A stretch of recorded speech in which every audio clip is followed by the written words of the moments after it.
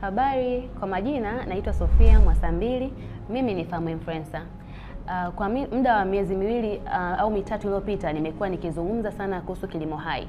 Kilimo hai ni nini? Faida za kilimo hai na tunafanyaje ili wakulima wetu waweze kubadilisha njia zao kutoka kwenye kilimo cha kawaida kwenda kwenye kilimo hai.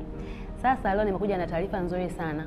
Tarehe 25 mwezi wa 11 mpaka tarehe 27 mwezi wa 11 kutakuwa kuna semina kubwa tu Dodoma ambayo inahusu mambo ya kilimo hai. Ninatoa wito kwa wakulima wote, wakubwa kwa wadogo, kujitokeza ili kwa pamoja tuweze kujadili kwamba tunawezaje kutoka katika kilimo cha kawaida kwenda kwenye kilimo cha ukulima wa kilimo hai. Yote haya tunafanya kwa ajili ya faida za afya za Watanzania. Tunatambua kwamba Watanzania tunakula. Je, tunakula vyakula vya aina gani?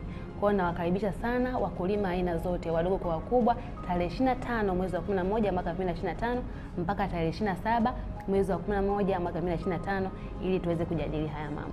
Karibuni sana.